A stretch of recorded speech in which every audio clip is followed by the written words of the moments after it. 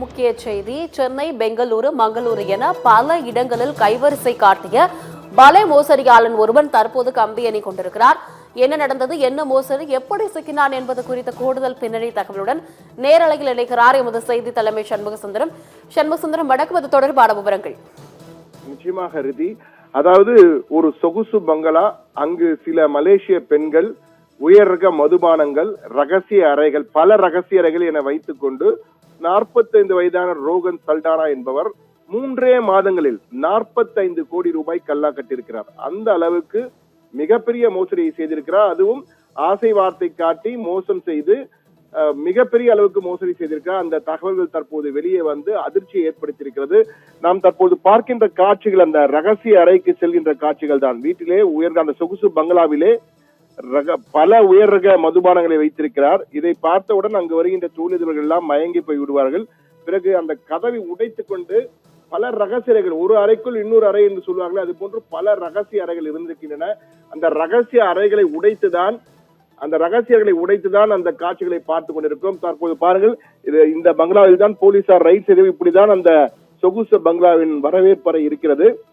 இந்த அறைக்குள் வந்து உள்ளே போகும்போது ஒரு பெரிய மர பீரோ இருக்கிறது. அதை உடைத்து விட்டு பார்த்தால் அறைகள், ரகசிய அறைகள், அடுத்தடுத்து ரகசிய அறைகள், ஒரு அறையிலிருந்து இன்னொரு அறைக்கு செல்லக்கூடிய அளவுக்கு ரகசிய அறைகள் பாருங்கள். இந்த உடைத்து உள்ளே செல்கின்ற அறைகள் தான் இருக்கின்றன, அடுத்தடுத்து இருக்கின்றது.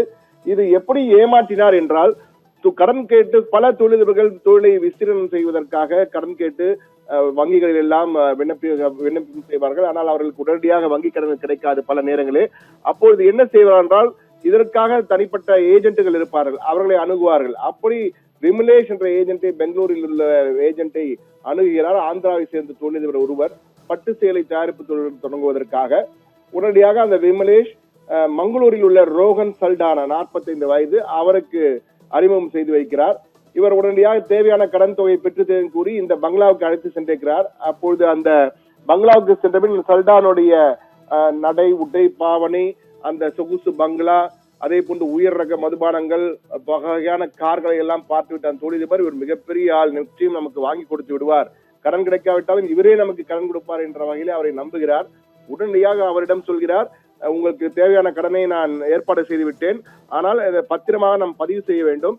எனவே பல கோடிகள் என்பதால் அதற்கு முத்திரைத்தாள் வாங்கி பதிவு செய்ய வேண்டும். முத்திரைத்தாளுக்கான கட்டணத்தை முதலில் கொடுங்கள், நான் முத்திரைத்தாள்களை வாங்கி பதிவு செய்துவிட்டு உங்களை அழைக்கிறேன், பிறகு கடன் தொகையை ஒரு வாரத்தில் பெற்று தந்து விடுகிறேன் என்று கூறுகிறார். உடனடியாக பல கோடிகள் வரப்போகிறது, சில லட்சங்கள் தானே என சில லட்சங்களை கொடுக்கிறார்கள். கிட்டத்தட்ட இவர் கேட்ட தொகைக்கு 40 லட்சம் ரூபாய் கொடுக்கிறார். 40 லட்சம் ரூபாய் முத்திரைத்தாள், ஸ்டாம்ப் பேப்பர் டியூட்டிக்காக வாங்குகிறார்கள்.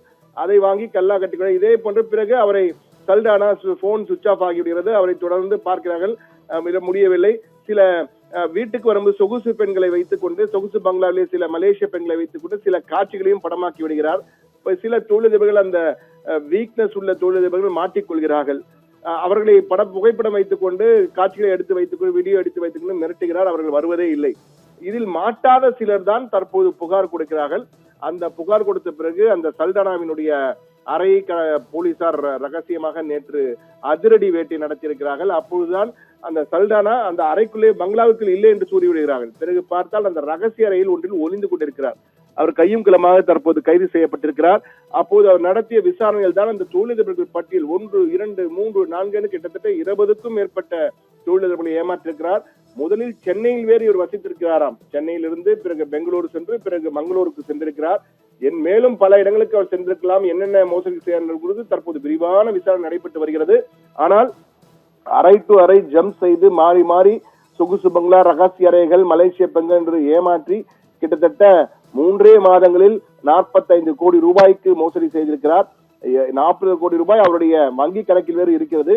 மொத்தமாக பார்க்கும்போது தற்போது வரும் நிலவரங்கள் 200 கோடிக்கு மேல் அவர் மோசடி செய்திருக்கலாம் என கூறப்படுகிறது. முழு விசாரணைக்கு பிறகுதான் நமக்கு அனைத்தும் தெரிய வரும். தற்போது அந்த சல்டானா கம்பி எண்ணிக்கொண்டிருக்க, விரைவில் போலீஸ் விசாரணையிலே பல உண்மைகளை அவர் சொல்வார் என்று எதிர்பார்க்கப்படுகிறது. இந்த சம்பவம் மங்களூர் மட்டுமல்ல, கர்நாடகா முழுவதும் அதிர்வுகளை ஏற்படுத்தியிருக்கிறது. விவரங்களுக்கு நன்றி சண்முகசுந்தரம். சென்னை, பெங்களூரு, மங்களூரு என பல இடங்களில் கைவரிசை காட்டிய பலே மோசடியாளன் ஒருவன் தற்போது கம்மி எண்ணிக் கொண்டிருக்கிறார். தொடர்பான கூடுதல் விவரங்களை செய்தி தலைமை சண்முகசுந்தரம் வழங்கியதை முக்கிய செய்தியாக கேட்டோம்.